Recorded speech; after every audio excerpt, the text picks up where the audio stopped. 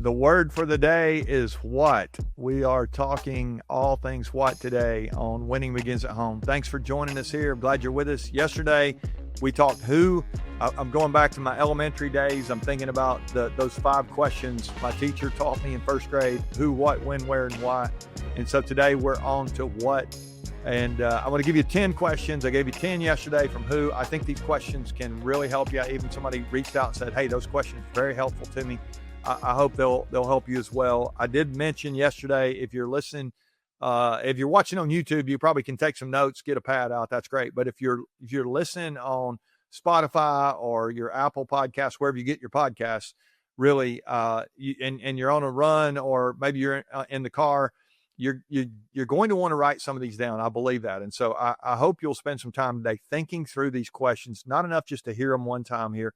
I would encourage you to spend maybe an hour with each set of questions. Now, you may not can do that today, but you may need some time to really think through these questions. They are catalytic in helping me think better with more clarity when I ask myself these questions. So today, the what question, and my number one question, I say my number one question, it's a question that I got from my buddy Mark Miller, who he's always asking me really good questions. And here's maybe the best question. He says it might be the best question that leaders can ask themselves. And the question is, what are you trying to accomplish? What are you trying to accomplish? That question creates so much clarity when you ask yourself, what are you trying to accomplish? It works at work, but it works at home as well. And so every conversation, what are you trying to accomplish in that conversation? And I know you may be thinking, well, I'm not really trying to accomplish anything in the conversation. I'm trying to get the conversation over with, or I'm trying to add value to somebody, or what.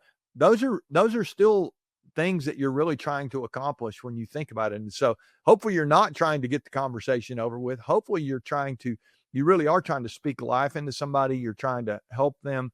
You're trying to serve them. And so what are you really trying to accomplish? When you think about your fitness, you think about your money, you think about your faith, any of those areas that we looked at just 2 or 3 weeks ago, what are you trying to accomplish in those areas? And I would go back to another question that I asked we did an episode on this. What is your number one goal? What is your number one goal? That's my second what question for today. What's your number one goal? If you can really laser in and have that focus that we talked about, I think that's going to be very helpful too. So what is your number one goal? Now, here's a question I love to ask myself sometimes when I identify a goal, something I want to accomplish. I always ask myself, what is my strategy to accomplish the goal? It's one thing to have a goal. It's one thing to want something to happen. But if I don't have a strategy to make it happen, if I don't have a plan, you might want to use the word plan instead of a strategy. But what's your strategy to accomplish your goal? You can identify your goal. You can know it's what you're trying to accomplish. But if you don't have a strategy or a plan, you're going to really struggle. Here's another what question. I love this one. I ask myself this question all the time. What is my highest and best use of time? What is the highest and best use of my time? You might say it that way. And as you begin to think about the way you use your time outside of work, I think this is a huge question. What is the highest, best use of your time? Now, I'm going to actually do a little series here at some point on the idea of technology. And I'm excited about it. I listened to a book a few weeks ago, and this guy was talking about, technology and trying to have a more minimalistic mindset toward technology. And it's really hard, as you know, in today's world. But as I think about our technology, highest, best use of time, I made some serious adjustments in the way I use my time as I thought about technology, tried to scrap some technology out of my life. And there's some things that I needed to add to my life. And so I don't want to just be thoughtless about the way I use my time. And so what's the highest, best use of your time? How much of your time right now is being wasted, if you were honest, versus maximized? I mean, you're multiplying your time. So that, to me, that feels like an important question. And then on the heels of that, I always ask myself, what's my biggest time waster? And no matter what what you do to waste time, there's always going to be one thing that's going to take up the most of your time. It's going to suck your time away. And I had somebody tell me one time, if you don't tell your time where to go, somebody else will.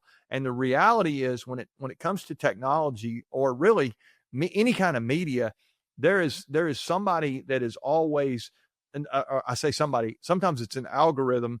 It's something is is vying for your time. And so I want to just be thinking about what is my biggest time waster. I identified a couple of those a couple of weeks ago, tried to remove those from my life. It's actually, I'm making some progress because I thought a little bit strategically about it.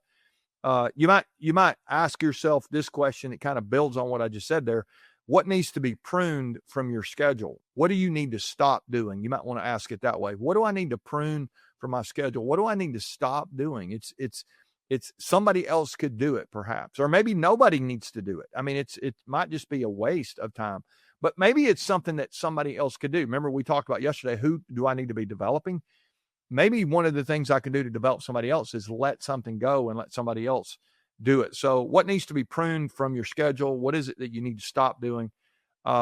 Here's another question I ask myself sometimes. What resources do I need that are missing in my life? I've got a friend, he always says, what's missing? He asks me, what's missing? And I love that question, but I want to tie it to resources here. What do I need? What resources do I need? So many times I'm gathering resources that maybe I don't need. I'm not really thinking about what resources I do need to help me accomplish what I'm trying to accomplish, or to build on that strategy that I have. And so for you, maybe there's some resources that you need that are missing. Here's another what question. What is my biggest blind spot? What is my biggest blind spot? Now, here's the problem with blind spots. I said this before. They're called blind spots because we can't see them. I'm right. We really just can't see them. And so if you're going to identify your biggest blind spot, you're going to answer what's my biggest blind spot. You're probably going to need to ask someone else. You might want to ask your spouse, or maybe ask your kids, or ask all the people in your family, all the people around you. What do you think that I ought to be concerned about? What would concern you if you were me in my life? I love that question. And you'll get some, you're going to have to approach this conversation. If you go down this road with humility, you got to give this person the benefit of the doubt that they're really trying to help you. But if you really want to be helped here, and you really want to make some progress in your blind spot, maybe you need to ask somebody. Here's my, I guess this would be question number 7 or 8. This would be 8, I guess. What's holding me back? What's holding me back? Now, I asked the question yesterday, who is holding you back? What is holding you back? And maybe it's not you. Maybe really it is a circumstance. It's just the timing on something, or maybe it's the resources. You don't have the resources you need to be able to do what it is you want to do. So you're going to have to go get those resources. And so when you think about what's holding you back, it's a powerful question. And then I guess maybe that was number 9. I got one more here. What is the biggest change I need to make in my life, or even in a relationship? As I think about it, what is the biggest change I need to make personally? You might ask that question here. And as I begin to think about this question, things come to mind. This needs changing. Here's something I want to do. I think this question it can be transformational, really, if you answer the question and then begin to take steps to make those changes. It is amazing what can happen. And so I hope you will take these what questions today, apply them, stack them on my who questions. You might even make you a list. I've got my 50 questions. I keep them in my notes all the time. So I've got them anytime I need to think. These questions can help create, again, clarity in your thinking. And so I hope you'll spend some time with the what questions today. I also hope you'll share with somebody. I shared yesterday, you've got a friend or family member that probably could benefit from these questions. I hope you'll pass this along to them.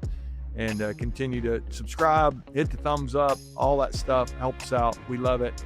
And we love you. Thanks so much for listening.